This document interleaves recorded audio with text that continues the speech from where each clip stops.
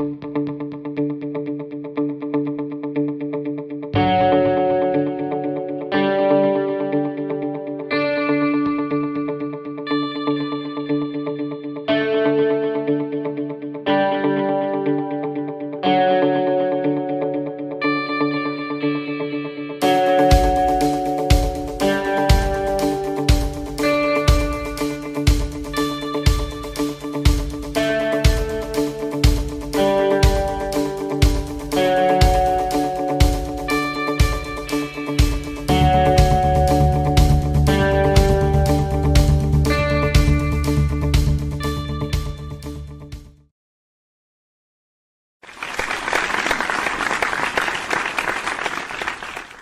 to episode number 4 of Stephanie's Company. Around the roundtable discussion, we have Craig Walker, DWAYNE Morris, and ABDUL Hanks. They're more than friends, they're like my brother. So when I want to talk about the passion that we all love together, which is football, I formed the roundtable. So the main question I want to talk about, and everybody asks you guys, what made you get into coaching?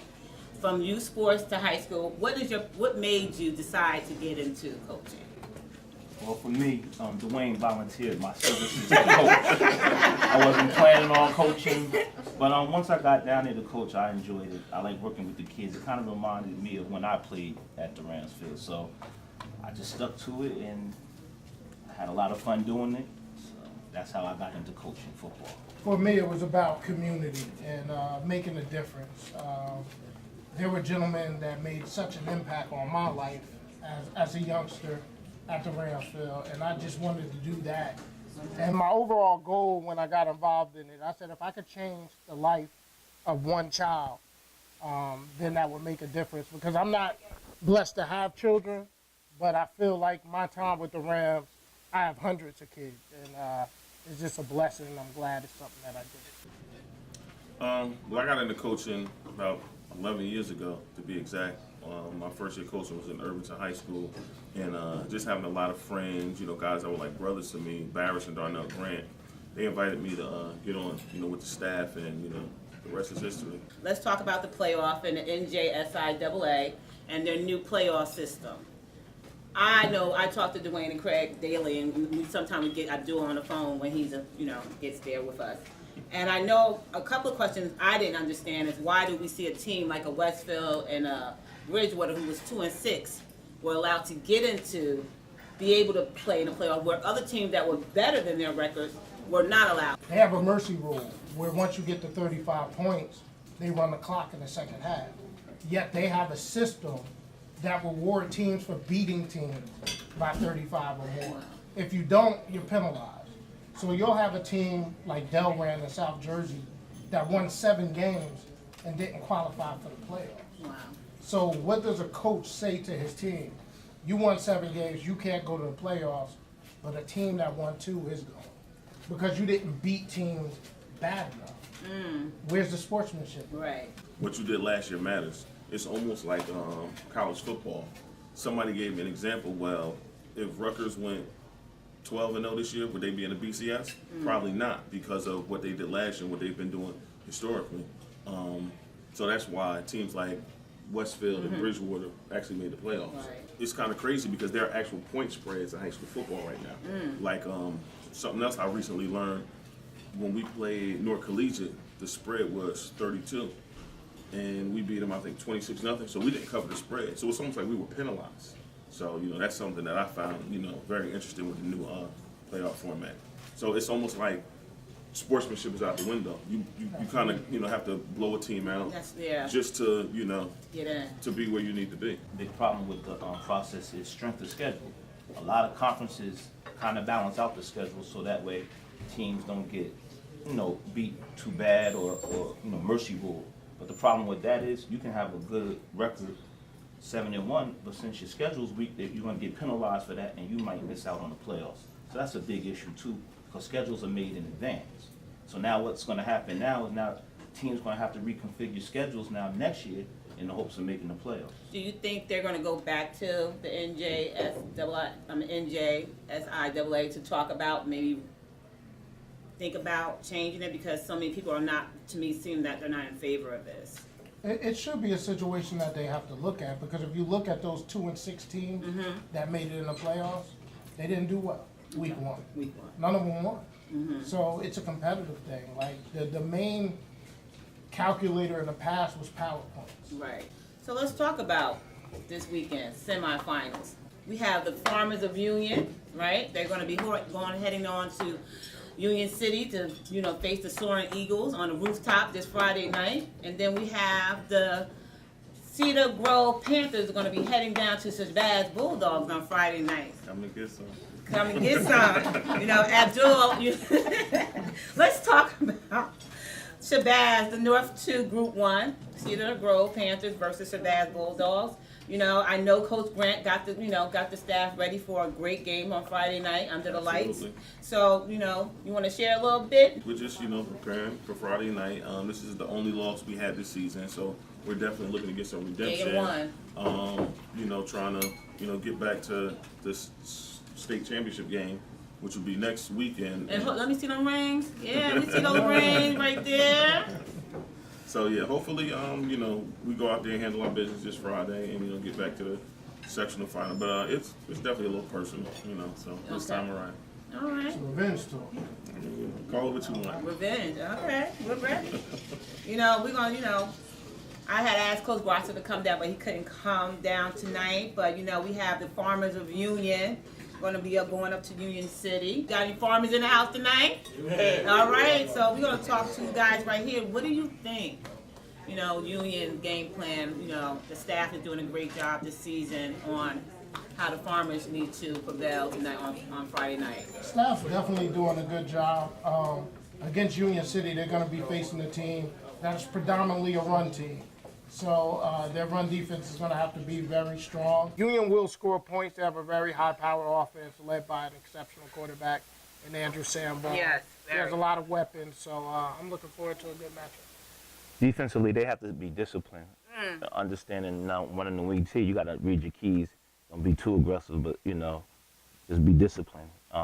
Offensively, they've been very good offensively. And we talk about the kids from Union and Shabazz, and I'm going to go back a little bit because some of those kids that you see now that's on the high school field play for the Union Rams.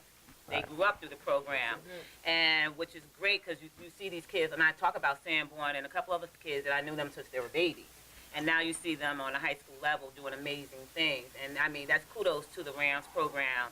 And one of the questions that I have is that to bring up Pop Warner, that I see more and more and more pounds leaving Pop Warner. I see more parents, because if a program is not working, they want to go somewhere else to get the W. Is that a trend now with our youth, with parents and our youth, about going somewhere else because they're not getting what they want or not trying to get at their program, that they'll go somewhere else just to get a W? It's a difficult thing. There are some parents that do that, but for the most part, when you're coaching, you're only focusing on the kids that you have there and trying to make them better, trying to make them understand what they have to do, and try to build each and every week. You want to see improvement each and every week. So, the parents thing is tough, but again, just try to focus on the kids that you have. Okay. One of the reasons the numbers for Pop Warner is down is because their weight restriction. Yeah, definitely. You have a lot of people, a lot of powerful programs from Philadelphia, from Maryland. They're all going to AYF, which is basically based upon your grade, and it's unlimited weights. One of the toughest things when I was the president of the Rams and a coach was telling the kid he couldn't play because he was overweight. It just breaks your heart. Yeah. Concerned about CTE, they hear about it, they hear NFL players talk about it, and I think that is hurting the numbers of Pop Warner as well. My take on it is, a lot of kids, have the win now mentality. They want to win right now. They want to go to the program that's winning. Instant. They like the uniforms. They like the coaches. They like the flash. So they'll say, okay, I want to go to this particular program. As far as the, Pop Warner numbers being down, I personally am a, advocate for AYF. I think it's in some ways safer. They have, my son played in the Skyline Conference up in North Plainfield. Okay. So they had what you have a Skyline Conference and a Patriot Conference. So the Patriot League was for more of, less experienced, kids. And then the Skyline Conference was for the go-getters. And I Right. see a lot of those kids now playing at like Bridgewater, Ryan, Hillsborough, programs like that. So they had, I think their varsity, it was like a 7th and 8th grade team.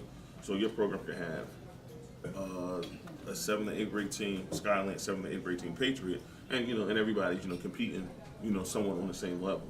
So, and what Dwayne was saying about as far as the weight restriction, I think it kind of not only limits kids are missing like valuable years of football. You don't fall into that category. With NYF. So I mean, like I said, I'm just an advocate for it. I hear parents saying, "Well, the coach didn't tell my kid what to do. I didn't get enough feedback on what college classes they had to take." Is it the parents? Is it the coach's fault if their kids do not have the requirements, or is it the kid's fault? I think it's an abundance of everything, but a lot of it primarily falls on the kid and the parent because, like, look at a kid that's not playing football. You have to do your college applications. You have to maintain a certain grade point average, things of that nature. But when it comes to sports, everybody's thing is D1, D1, D1. I try to teach kids, number one, everybody's not made for D1. There's Division II, there's Division III, there's NAIA, there's sprint football. And I mean, and I tell kids all, it's more to life than football. Yes. Some of you guys are not going to play football on the next level, so you need to be trying to maintain a certain grade point average as soon as you start putting the pads on, whether it be kindergarten, first grade. I mean, as far as high school is concerned, as soon as you walk in that door freshman year, you need to be hitting those books. If you're at like a 2.5 or lower, I don't know what the GPA is now. That's on you. You're the one in the classroom. We often try to put things on coaches and parents, but a lot of it's on the kids as well. Okay. And knowledge is key, right? So there are resources out there, and I just think the high schools and the middle schools have to do a better job of informing the parents and the students of these resources. You have NCAA.org, where you should be registered on that site by the time you're a freshman, and it's going to give you your timeline, what you need to take as a freshman, as a sophomore, as a junior, as a senior. We had the benefit when we were growing up. They would do an assembly when you were in middle school. Yes. For all those that thought they wanted to play athletics at another level. That's just not happening enough. So back in the day, you had to depend on your coach to give you a good word. Now you have Huddle, you have Facebook, you have Instagram, but it's more than just putting your highlights up there. Yeah. It's what you're doing in the classroom. Right. It's actually what you're doing in your community as well. That's going to attract these colleges. I agree. When you're in the 8th grade going into 9th grade, you should have to sit down with your parents and talk about what your future is. If it's going to college, then you need to line yourself up with getting the college prep courses, so that way you'll have and get good grades. So that way you have to, so you don't have to worry about that when you apply to college. Also, it's important as parents that you stay on top of things. I have a daughter that plays college basketball. One thing she knew she wanted to play college basketball. We talked to her, and me and my wife talked about the clearinghouse, registered her for the clearinghouse. Also, got in touch with her guidance counselor also to make sure that her grades and her classes correspond with the clearinghouse. So that way, when she became a senior, she didn't have nothing to worry about. Right. So that's important. So both parent and kid have to hold up their bargain, and also talk to the schools to make sure she's doing what she needs to do. It's a unit that has to make sure that the kid is squared away. Yeah. I get that all the time, and I know with my son, when Jamari went, that was the same thing. Coach Sheridan brought us in 8th grade and talked to us and other parents about what they were required to do, what they need to do, and he talked to us about NCAA, talked about clearinghouse. And then also I talked to you guys about stuff too along the way, but to make sure he was prepared to go on to the next level. And I think so many times kids are not prepared, and there's the problem when you got parents get involved, and then there's a big blow up. But I think it starts, like you said, Abdul, starting with the kid too, Right. and also knowing what his requirements are, to go to Absolutely. the next level. A lot of college coaches, once they see the transcript, they're like, next. Because Yeah. a lot of times the kids don't make the grade, so they're not even going to look at you. You have all the talent in the world. And I think that's what another I think coaches do that, but kids got to understand when these college coaches come into the high school, why I didn't get seen? Well, they done saw your transcript, and they tell your coach there's no need for him to come down to the room, to talk to me because of the grade. Grades is so important. Absolutely. And I think that's something we have to get, it's all about, you can make the touchdown and catch the ball and run the rock and all that good stuff, but it comes down to the bottom line, you have to have the grades to go forward. And another thing, not to cut you off, kids have to realize, they'll say, oh, I have a 3.9 GPA, but what do you have in your core classes? Your social studies, science, math, and English. What are those grades for the last 4 years? Because you have like C's and D's in those classes, and you have A's and B's in your electives. They're looking at those core classes. Your GPA is going to drop drastically if those are the only classes that you're paying attention to. The electives, the arts, the phys ed. You have to excel in those 4 major courses. Right. The most important year is your freshman year. Because you Say want it again. the most important year is your freshman year. Freshman year. You want to knock that out so that as you're a sophomore, junior, and senior, it's easier for you. Also, another important thing is, got to take your SATs or ACTs. I know now colleges are saying you don't have to do that, but you still got to take the standardized test. It's very important. I think also kids need to know also you get ranked in your junior year. Right. You can't say, oh, I'm going to get it together. Junior year, you are ranked in how you're going to fall in graduation time in your junior year. Like DWAYNE said, your freshman year is important, but your sophomore and junior year is important very because important. that's going to determine your grade point average. It's just unfortunate we have a lot of people out there just pumping D1, D1, D1. I mean, there's, like I said, there's Division 2s, there's Division 3s, there's so many other levels. There's sprint football. A lot of, Shabazz is Group 1. We have a lot of guys playing that undersized. So they'll go, Caldwell has a, Caldwell University has a sprint football program. But, guys that are weighing like 160, 170, and they can go there and excel, have a good time, play 4 years of college football, get a degree, meet a lot of good people, network, and then when they're done, find a good job. Mr. Kalamazoo sent down a text to you guys. He said, what is your impact you hope to leave on kids you encounter? Listen, Thank you, Mr.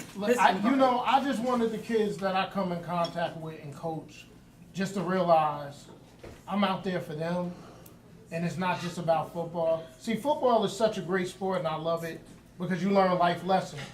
You learn teamwork. You learn what it takes to just work as a collection, and that's something you're going to do every step of your life.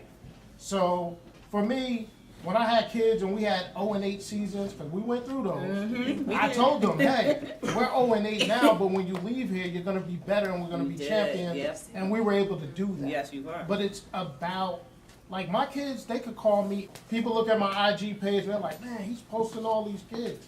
And I'm going to continue to do it. And the impact I want to leave on them, it wasn't just about wins. It was about making an impact in their life. Exactly. So I try to tell kids, I'm not just a football coach, I'm a life coach. If I can't help you with anything in life after you graduated high school, then I really serve no purpose. Just a quick story. Like I said, I haven't coached at Irvington in 9 years. There was a kid that I coached in Irvington. He was having some issues with his child's mother. The mother was keeping his daughter away from him, and he went to court one day and he was like, Coach Ab, I need help. I can't do this. You're not letting me see my kid. And it was just going on. It went on for like almost 2 years. Wow. So the day that he came to court, in order for him to file the motion, the court clerk said, oh, it's $25. He said, oh, I guess I'm gonna have to do it another time. I gave him $25. I said, no, you're gonna do it right now. I gave him the $25. He went to court. Next thing you know, the judge is looking at him like, why are you just, coming to court? Next thing you know, like 2 weeks later, he's got his daughter like every other weekend now. He's a part of her life. So if I can't do something like that for a kid, like what's my purpose? Like, why am I here? Exactly. So Just try to help them, like again in life. Try to be honest with them. Try to tell them, the do's and the don'ts. Just try to be there for them when you need to be there for them. It's funny because you talk about this. I do this for a job, so, Right. So I do this all the time. I do it all the time. But you gotta really be honest with these kids. Let them know that it's gonna be hard and that it's gonna be tough. But if you just stick with it and work hard at it, it's gonna be all right. And if you need help, always call. Or you gotta be there for them. Just not for your kids, but all the kids that you come across. So it's very important to be honest with these kids. Okay. Question in the back? Yeah, once a kid leaves your program, how does that make you feel when you see them excel at the next level? Great. Great. And I don't care if they go on to play sports. They can go on and get a degree and get a job of their dreams. Or they working hard, or they being responsible. They out there doing the right thing. It feels good. Something you've said, something you've done. It may have been a pair of cleats, a pair of gloves, $1 here, a sandwich there, or just a conversation. When you know that these kids are really listening to you, that's the most rewarding part for me. The greatest thing I've ever been called is Coach DWAYNE. And I was in CVS, and this guy must have been like 6'2", and he grabbed me. I said, "Oh, Lord." He was like, "Coach, it's me." And I was like, "Oh, thank God." But it's just great that they still show me love. And they're like 25, 30 years old, and it's still Coach DWAYNE. And they stand up a little bit straighter, and they pull their pants up. And I love that. It's that respect that they have for you. I definitely feel it's a respect. Yes. Thank you guys for coming out tonight. I'm just happy. Well, thank you for what you do. Aw. Like, this Stephanie's company is great. I want everybody to jump on board. Because this is just the beginning. It's going to grow and grow and grow. And I can say I was a part of it. So I'm thankful for that. And thank you for having me. It's very important. Yeah, and you guys are, one thing about all three of them, they have made such impact in a lot of kids' life in Union and beyond there. And some of the guys are here, college graduates doing amazing things in the community, and they love you. And they came out to share with you on that night. And I just want to thank from the bottom of my heart. Like I said before, I believe there's going to be more roundtables. And I hope you guys come out to the next show of Stephanie's Company. Love you, smooches. Mwah, and good night.